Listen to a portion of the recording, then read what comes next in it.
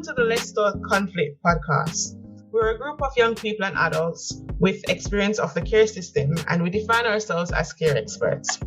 In today's episode, we have two senior trainers from LEAP joining us. We have Amanda, who has personal experience of the care system from a few decades ago, and also she has many years of working with young people and adults in the care system. We also have Tony, who currently works in the care system and is a foster carer as well. And I am Shanika, and I'll be hosting today's episode. We're looking forward to sharing our reflections on the care review with you.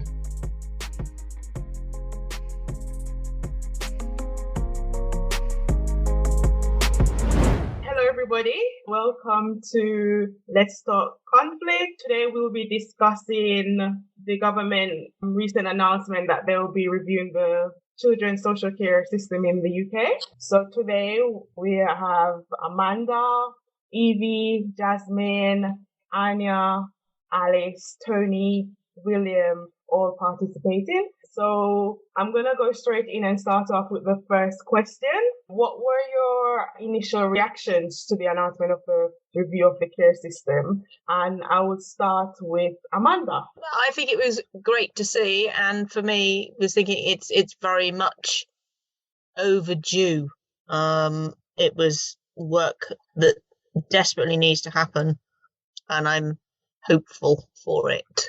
To me, the document is kind of like, it looks great, it reads great, and it feels really like, are they actually going to be able to implement it? Will they be able to make change? And then I'm like, am I just being a bit like, before they've even started? And then I'll move on to Evie. What were your thoughts around it? I don't think I was as positive as Amanda. I think quite a lot of it looked good on paper. I think quite a few bits were missing. But I don't want to be too negative, and I want to give them the benefit of the doubt to at least get the ball rolling a little bit and give them a chance to follow through with what they're saying and what they're talking about. So, yeah, that's my stance on it. Anya? I don't know. I kind of had a bit of, like, mixed feelings towards it. On one hand, I was kind of, like, excited, but on the other hand, like, I wouldn't say worried, but, like, a bit humming and hawing about it, because, like, you know, whether, you know, what they're saying will, you know, take time, or whether it will happen straight away, or, you know, whether it will happen at all. Thank you. Then we'll move to Alex. Like Amanda, I feel like it's desperately needed, but also like Evie, I'm very dubious. For me, this like the care review, it's like you're holding your breath a bit. Are they going to actually do it well? Or, you know, in the summer, they're going to come up and be like, oh, this is what we've decided, and pretty much change nothing. And even if the review's great and then not done, how long is it going to take to implement? Like, do you know what I mean? I just hope that the change that's needed happens, and I hope that it's not, oh, we'll change the drastic things, but all these other things can wait. Like, don't just put out fires, like, stop them from happening completely. And Tony? My immediate reaction was about time. What I'm hoping for is that, you know, the Children's Act made a lot of good promises, okay? There was a lot of good things on paper, right? But that's all it is, it's on paper. Mm-hmm. So I'm hoping that the review is going to look at what do we need to improve on and how we're going to do that. And then we'll move on to Will. I was like, holy shiznit, finally. Thank you, everybody, for what you've just contributed. I can agree with what most of you guys say. I'm also quite optimistic as well as excited, but a bit worried that it might not live up to what it says, but hoping and trying to stay positive at the same time. But I think overall it's a good thing. I'm going to move on to question 2. In terms of the care system review, what positive change would you like to see? Anya? What I would like to happen is for social workers to, like, keep to their word, if that makes sense. So, like, if they say, you know, oh, we're going to give you your home grant money when you're this age, just to, like, see a positive, like, with social workers, care leavers, young people still in care, and carers, to, like, sort of, like, bond more Yeah, because it's like you can't all work in a separate environment. You all have to kind of like stick together. Otherwise, it's going to be a bit of a train wreck. Alex, did you want to say something? I would like there to be like no postcode lottery, so the disparity between where you live, what borough you live in, is very drastic.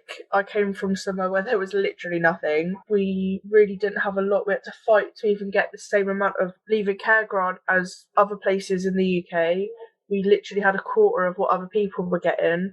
I mean, obviously that's changed now, but I would like to see policies in, like, we have the law, that's fine, but then the policies that local authorities write are almost gatekeeping access to what the law states you're entitled to. So I would like that to stop. I would like it to be much more accessible. I also would like more accountability. Anything that happens between a person in care and a social worker / care leaver PA, if there's complaints made or issues before it gets to the complaint stage, I'd like that to be actually dealt with. I would also like a limit on case numbers, and if there is one already, it should be less, so social workers can actually do their job and can afford to care without being burnt out.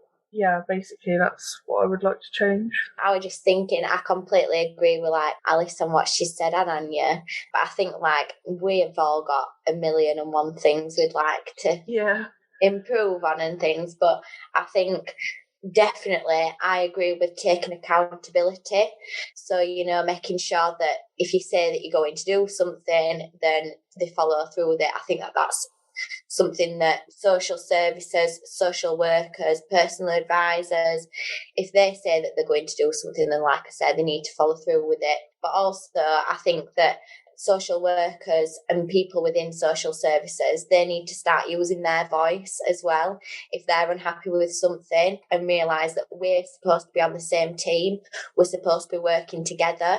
So really take a step back and look at how we can make that work, because it's not just all on the young people. A lot of it is needs to be taken responsibility by the social workers, instead of saying, oh well, we haven't got enough funding, we haven't got enough this, we haven't got enough that. We need to see how we can make it possible. At one point we've all been told by a social worker how much work they've got on, you know, like whether they've got other different cases, how much paperwork they've expressed in some way they've got a lot of work on and stuff. I've been told that millions of times, and I've tried to be as empathic as possible and think like maybe they've got into this job with a good heart and everything, and then they've been overrun, like, you know, because they've realised that it's underpaid, that things really aren't there to support young people. They've got a bit disconnected and stuff, and they've just, you know, they're just trying to do what they're doing and whatever and stuff like that. But it's like, still, I think if that were me, I'd still be using my voice. I'd still be saying something. I'd still be trying to find a way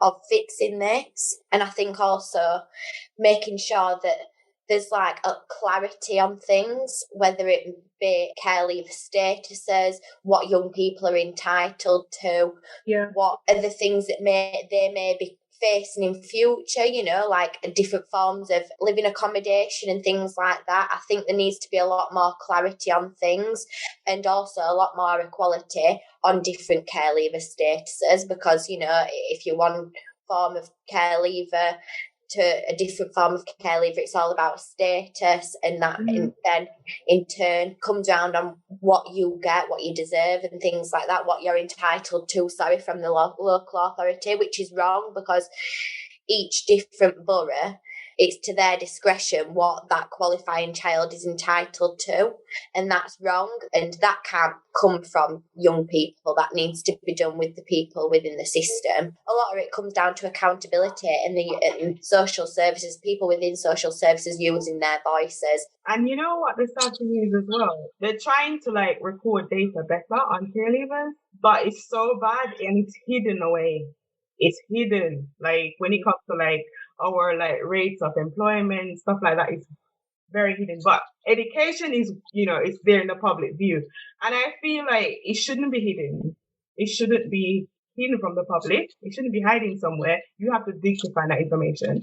Ultimately, the government and social services should be responsible for what the outcomes of young people in care are. I'm not blaming them and saying it's their fault, but they should be actively seeing this, and it should be in the public domain, because at the end of the day, the public is paying for the social workers and the government to do their job. Yeah. So it should be in the public domain to say, look, what's happening here? Why are these young people going through the care system, coming up with no GCSEs, no employment? It's there. The data is there. A lot of people in the public don't know about it. So they need to actually make these things more transparent. Thinking about the kind of the core of that care review, which is they were saying, you know, the aspects to focus on was safety, stability, and love. And I was thinking about what everybody's saying. Actually, Alice, I thought that was really powerful words you used about if people should be able to afford to care. And then Evie, just listening to what you're saying, and it's just like there's something in there for me about actually it needs to be safe enough for social workers as well to actually have a voice.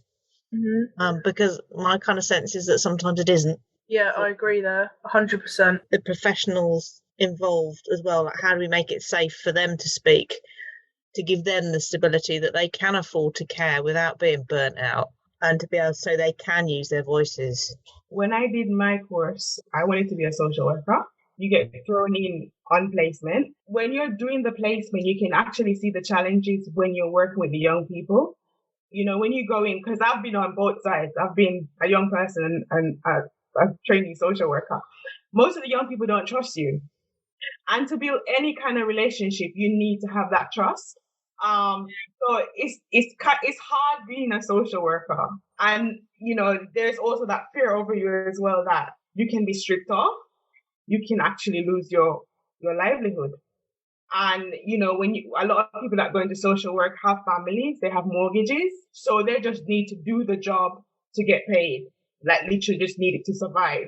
And what I find is if you're too compassionate, if you're too empathetic, you get burnt out. Because the system doesn't really support social workers as well, in that you don't have a lot of supervision, you know, you have a high caseload, and it's quite stressful, a lot of the stuff that you're dealing with, and you're not trained properly.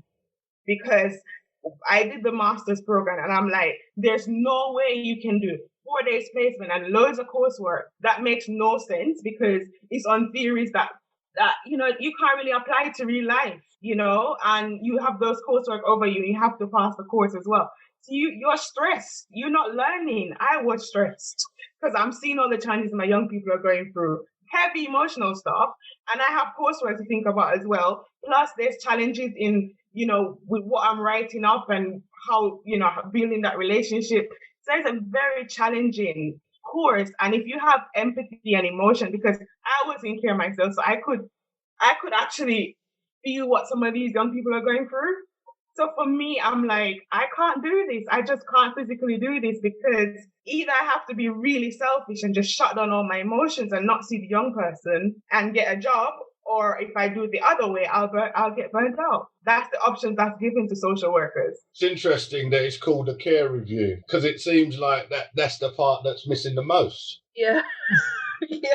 What I'd want to see improve is the relationship between social workers and whoever they're working with, actually. Mm-hmm. Mm-hmm. So that, you know, it's what's already been said can actually become a reality. There becomes a partnership, that when it's not working, the social worker becomes an advocate and is challenging the system, and actually working alongside each other more can be achieved. So yeah, that they focus more on the relationship, start from qualification, that they spend time and look at what's the relationship we need to create with our clients so we can work alongside them. I think that far more training needs to be involved for foster carers. It's not enough and it's not good enough. Like, if they trained the foster carers about safety, stability and love, I think we'd have a much better time with it. Something that's just come into my head actually was recruitment of foster carers, actually using a more kind of values-based recruitment process might actually, you know, I was getting sort of hearing lots of people saying that people are still doing it just for the money and those kinds of things,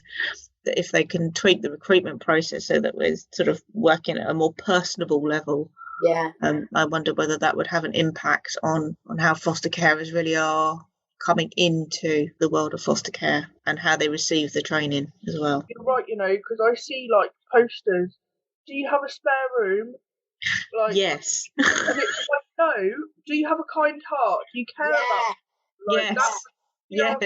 could you do with an extra so much money a week? No, don't put that on a bloody poster. Yeah, go Alice, yeah. I was just going to say what Amanda was saying then. I think that should be the same with social workers. They are human. They are an interaction with us, and sometimes that's the only point of contact that we feel like we can go to sometimes. So they themselves need to be like tip-top condition, like have kind, loving hearts, be doing it for the right reasons, same as what a foster carer is. When you look at the values of social work, about, making it a fair and equitable society, challenging injustice, that's what social work is all about, and helping the poor and all that kind of stuff.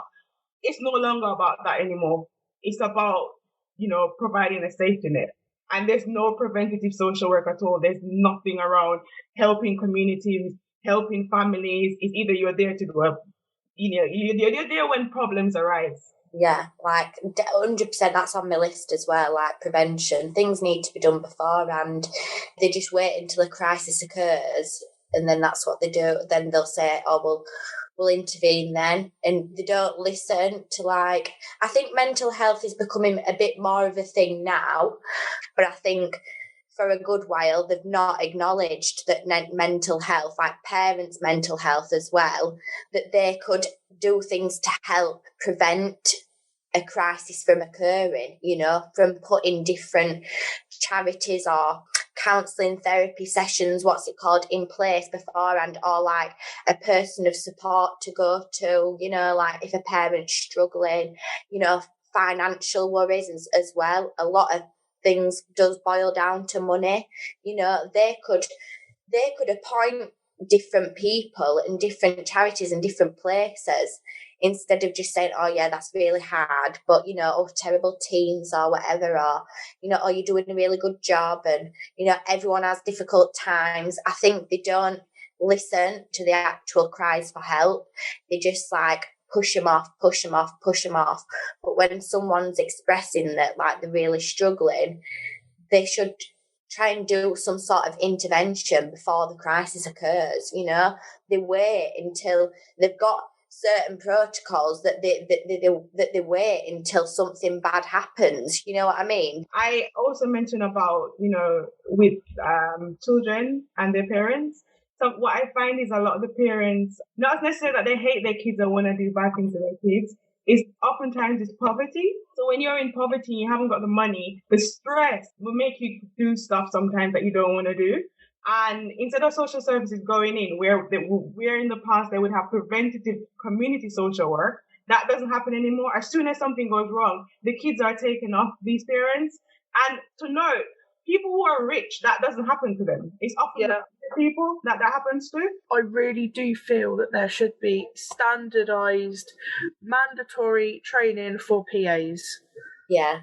That is not a requirement at the moment. They do not require any form of qualification, any training, and that is just not okay. You're 17 one day with a social worker, you're 18 the next day with someone who is not, they may be qualified at, they may have degrees in, I don't know, psychology, whatever, but they are not trained as a PA, and they are basically social workers. They are pretty much the same thing, but they have no training, and they are setting, not the PAs, but the system is setting us both up for failure. If you're not trained as a PA, you can't do the job that you're employed to do, and if you're a young person that needs someone that has the training that a PA should have, you're not going to get that either. So that's something that really should be addressed. We've touched on obviously the training and everything, and like Alice was just saying, there should be a mandatory level for personal advisors.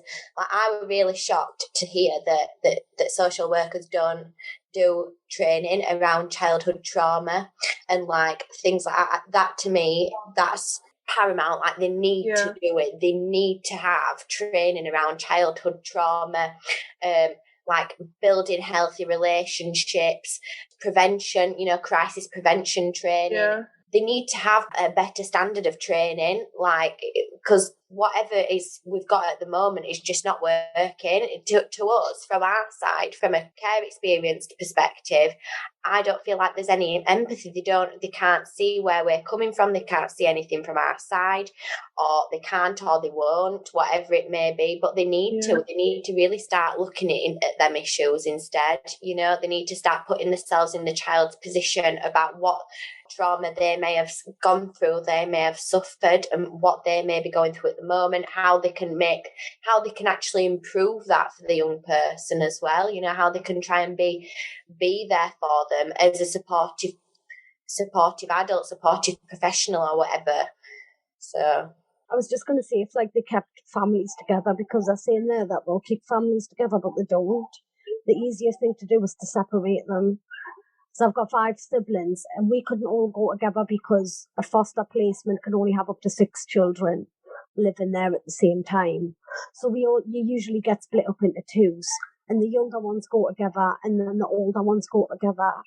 But one question that I've always wanted to know is why there's no asking the older children whether they want to be adopted. The decision is always the younger ones will be adopted because they're less likely to remember, or it's easier for them to settle in an adoptive home. The likes of me is I was 9 when my 3 younger siblings got adopted. And I would have wanted to be adopted so I could be with my sister, but we never got that option. So to keep siblings together, yes, it might be hard, but why not adopt all of them to the same home instead of fostering like the older 3 and then adopting the younger 3? Like, that's going to make us feel like we weren't worthy enough to be adopted, or they weren't, like they were just chucked off to the side kind of thing. And it's just like we miss out on our siblings' life because of the actions of adults. Like, it wasn't our fault, so why do we need to lose our siblings? Yeah. So what change do we want to see in the way young people in care are seen and treated? So it's seen pretty much as equals, not just where people would go, he's in care, that means he must be spoiled, or things like that. Like, just like, we're all pretty much doing the same work here. We're all doing the same thing. Just because how I got it was different to you lot doesn't mean anything. I kind of agree with Will. You know, I think equality kind of, you know, comes into it. You know, we don't get enough treatment as like other people would. So like people treat us different, like we're glass, you know, and it's not the way that you want it to like be. You want to be able to feel like you fit in rather than feeling like constantly treading on like eggshells and stuff like that. I don't know. I suppose that's probably what I would say. And I guess also, like, you get like there have been some teachers and some support teachers that have been like, oh, just because he's a supported one, he needs to be pretty much carried through it. There are like some things where I was like, I can do this easily. You don't need to literally hold my hand through absolutely everything. Yeah. Like being treated like a newborn baby, really, isn't it? Yeah. Yeah. Like carry you through everything. Supported doesn't mean stupid. I think as well, talking about education, I don't know if this happened to anyone else, but social workers would literally take you out of your class to do a pep meeting, like a personal education plan. And you're telling me that my education is the most important thing, but you're taking me out of my lessons to talk about my life to like 5 different teachers and like my foster carers being there and stuff. Like, I did grow up in a loving home and stuff, and I was lucky to be placed with foster carers long term. But education side, I didn't really do well in school. Like, I was just told all the time, I won't pass my GCSEs and stuff like that. Statistics show that there's loads of, the majority of people growing up in care end up in prison or fail their GCSEs, be jobless, get pregnant young. I mean, prime example of getting pregnant young, but it's like the teachers as well, they need to be educated on foster care and stuff, and the feelings of a child in foster care, like if they put themselves in our shoes and how we would feel. Because there's been many teachers that have sat there and outed that I'm in foster care to the whole class, and then I get judged for that. Like, I got bullied through primary school and high school for many years about being a care kid, and my mum didn't want us and stuff like that. And the teachers will be like, if you don't sit down and behave, I'll bring you a foster carer. And then the whole class finds out you're in foster care. I think teachers need to be more educated on children in care and their feelings behind people knowing they're in care as well, and be a bit more sensitive to the subject. I just thought, once a teacher breaks my trust, I'm not going to listen to them anymore. Yeah. I'm just going to do what I want in their class. Like, they lost my respect.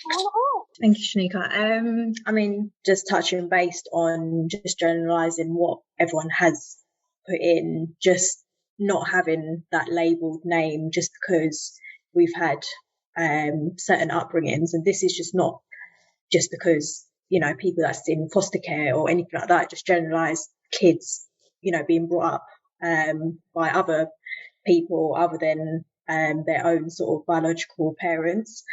But just sharing sort of based on my experience, whereby I was brought up in a family home, but we would not be allowed phones to bed, or a young person wasn't allowed to play Call of Duty because of all the shooting and, you know, just things like that. So if they want us to be brought up as normal children, we should be able to see what normal children experience and go through and not take that away from us. But as we get older and put sort of 2 and 2 together, we'll think, but why wasn't we allowed things like that? You know, and we're going to start questioning ourselves. Why are we not normal?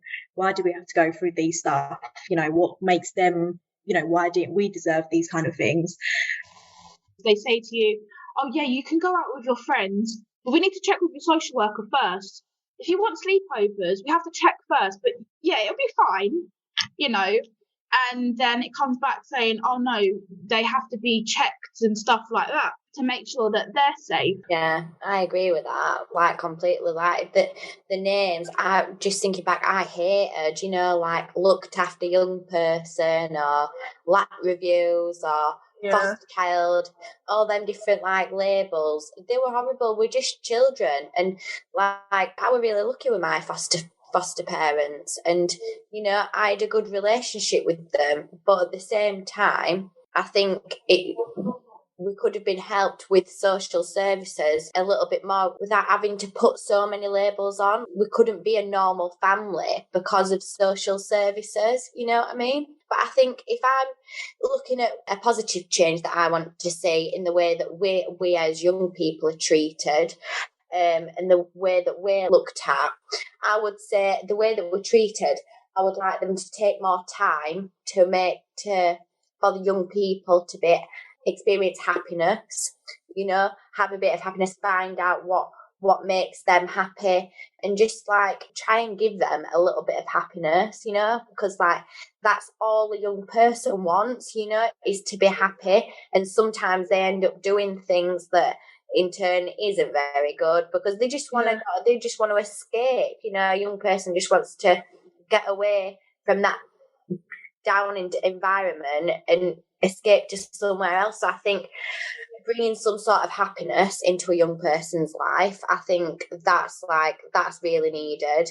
I think taking time to see things from a young person's perspective, it's all right, all good and well saying, oh, is this good enough for your child? But you really need to start thinking about that, like imagining if this was your child that was going through something like this, and how would it be for them? How would you feel?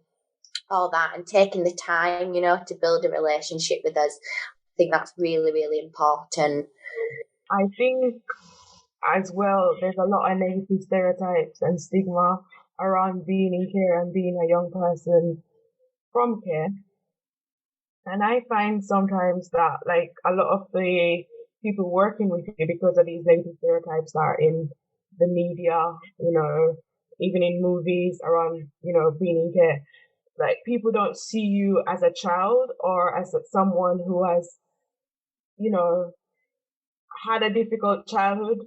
You know, they just see you as, you know, not as a child. They don't see you as a child, and it's hard for them to actually have that empathy because sometimes they don't believe that you'll achieve where, because there's so many negative results on care leavers. When you go to someone, nobody encourages you.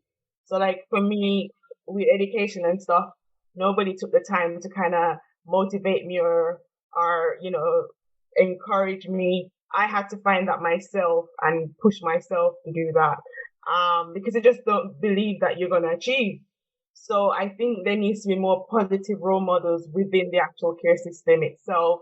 Because there's a lot of young people in care who are doing well, as in whatever they're doing. There's even examples of care leavers within society, who have achieved a lot, but we don't see these images. We always hear the negative stories. Yeah. So I think there needs to be an active step taken whereby we see positive images of care leavers in the media, within social services, and also our peers as well, like within young people within care, have other young people come back and like mentor and pair up with these young people and give them, because we need hope.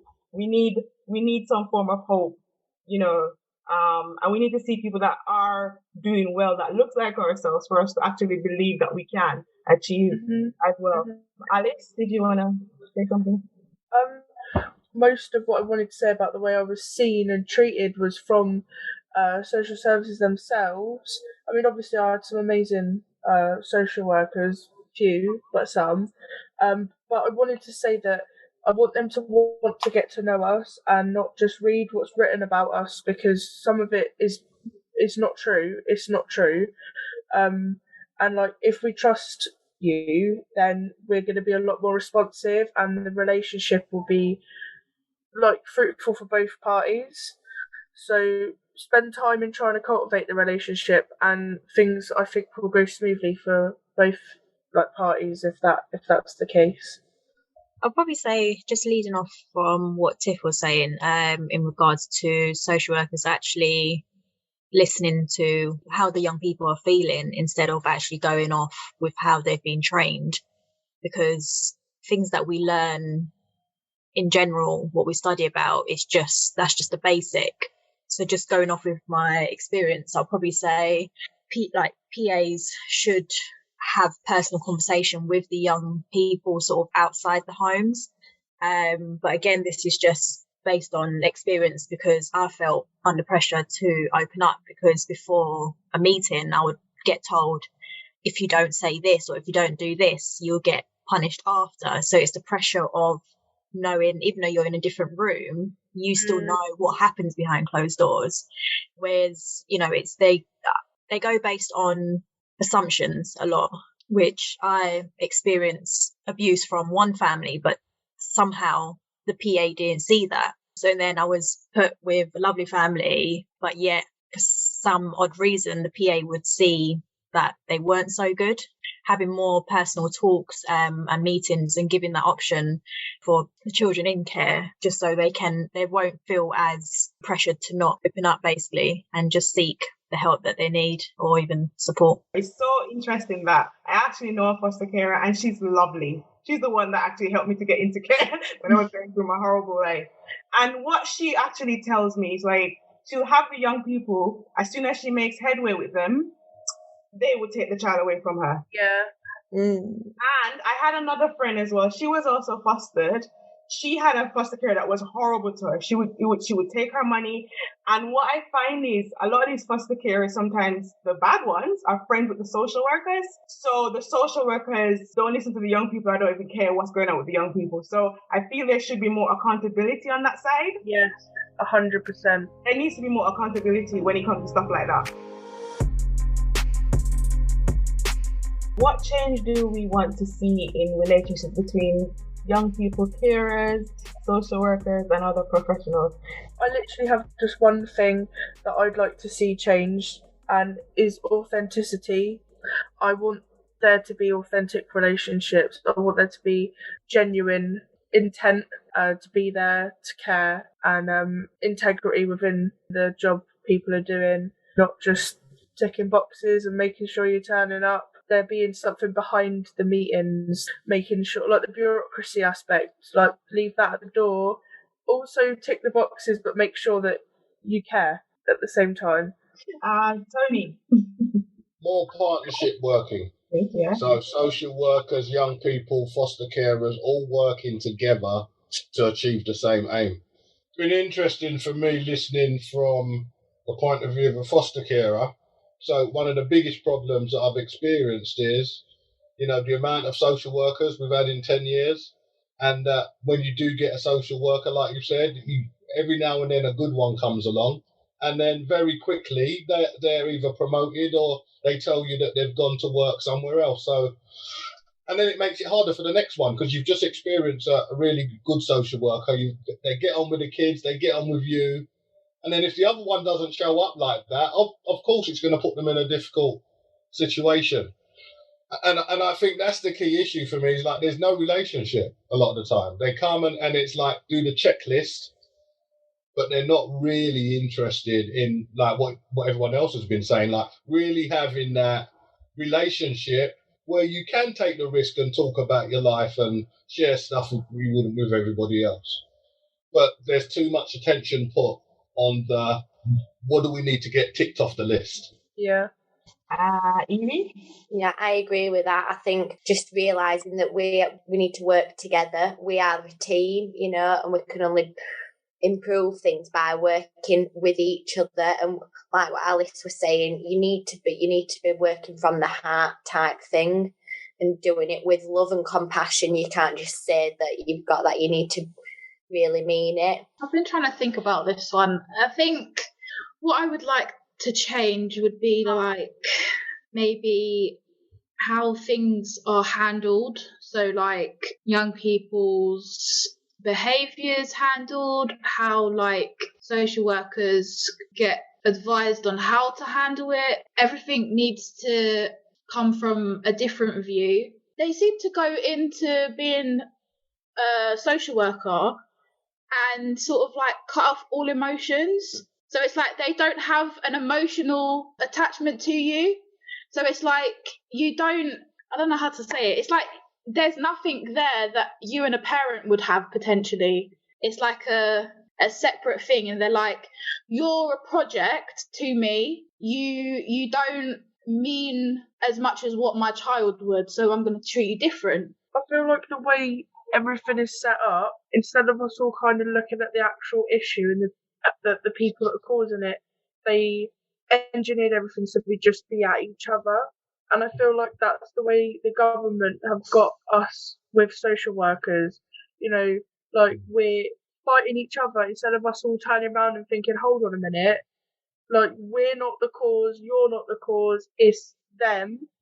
Like, because you feel it's powerful, there's tension in the room every time. You're an annoyance, they're an annoyance, like it's always like it is conflict all the time. But I feel like if we found ourselves on the same side, because I think technically we are on the same side, but it's like a subset, like the issue is why we're both there, but social workers hold the keys to us having success or not having somewhere to live or not having access to furniture, stuff like that. And like obviously it's not their fault they can't give it to us. If they had an abundance, or if they actually had the bare minimum, if they had it there wouldn't be an issue with us getting it. Like all of the issues come from the government and local authority policy, and the people that are making the laws and the rules, the policies, have no idea what they're talking about. Basically, if we work together, I think we can actually make change. Yeah, there's too much going on for people to think, right, this is what needs to be done, and that's how this situation should be handled. So I think, strongly to do with like handling situations better.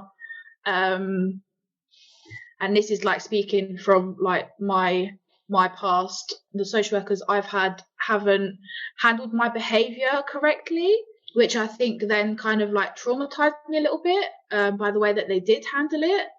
So Yeah, I think more like along the lines of being better at handling things. Ali? I just wanted to say that I feel like more open conversations should be had across the board. So I found a lot of the time it was conversations between my parents' social workers, them, like my social workers with me, and then me with foster carers, and then foster carers with my parents. It was all like these conversations going on separately and then being fed back to you. Obviously, like, if you're all just sat in the same room, maybe with a mediator that's in the middle and independent, like not a review, because that's talking about practical things like your health and stuff, but like just like meetings you can go to where you can have like a healthy dialogue, a safe space, and you can really like talk about any issues without fear of repercussion of who you've spoken to. You know, it doesn't leave the room, stuff like that. Like if you all had a conversation together instead of separate conversations that all feed into each other, and there's room for like misinterpretation and, you know, stuff like that. I feel like if it was like an open, safe conversation that you could have, then maybe things, you know, you'd feel like you were all in this together, and you wouldn't feel like it's all the adults against you. Do you know what I mean? Or you're just absent from the conversation that's going on. I feel like that would be a way of strengthening relationships between like everyone involved. Yes, I agree with what everyone has said. Yeah, it's just simple stuff that are free, you know? Yeah. Respect for each other, being open, being transparent. You know, simple things, you know, just treating each other like human beings and seeing the care leavers as children first, even if they have behavioral difficulties or whatever, understanding where that's coming from and meeting them where they are. So I will go on. And hopefully they could be a bit more reliable. So like people don't have any of that, like, oh, I'll give you a ring back in a week, and then you don't hear from them for like a month. Yeah. Like, because all the times I've had like one hand at the phone, like it's been like a week, it's been 2 weeks, and you know, so I can actually continue with my life. Yeah. Like put my life on hold while I'm waiting for them to phone back. So yeah, definitely, we definitely need respect. Jasmine? No, I mean, it's only a short piece for me. Just, of course, like we can be here all day and forever, you know, listing everything. There's no ending list, but just, I think social workers or anyone in that sort of social department needs to focus more on what the young person want or feel. I mean, we've got to respect they've got guidelines and policies to, of course, work by, but it is a strong point for them to, of course, focus more on what we want to be able to, because, you know, it's us facing the end result of it. It's us, by the time we get to a certain age, we get thrown in the big world, as they call it, where social workers, they'll get paid, foster families, they'll get paid regardless what work or effort they put in. So just that, really. I don't know whether we can speak on this because I've never experienced this. I don't know if anyone else has, but I am quite concerned for the people in care that have severe disabilities, mental health issues, if they're institutionalised, like within mental health, hospitals, stuff like that, or they're in specialist homes. I don't know whether we can talk about it because like, I've never experienced it, but I want them to have a voice in this. I almost panic for them because like we had voices, we could say things, we weren't listened to, but they're definitely not listened to. Thank you, everybody. We're going to wrap up for today. We've discussed a lot, so thank you everyone for participating. That concludes the day.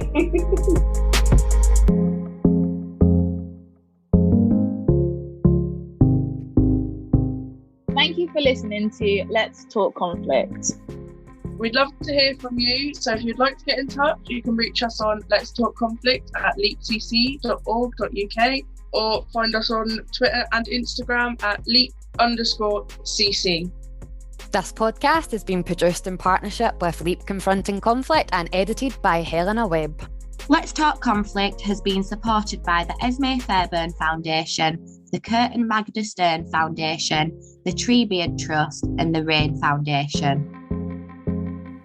Thank you for listening. Next week we discuss how different relationships have impacted us both positively and negatively whilst growing up.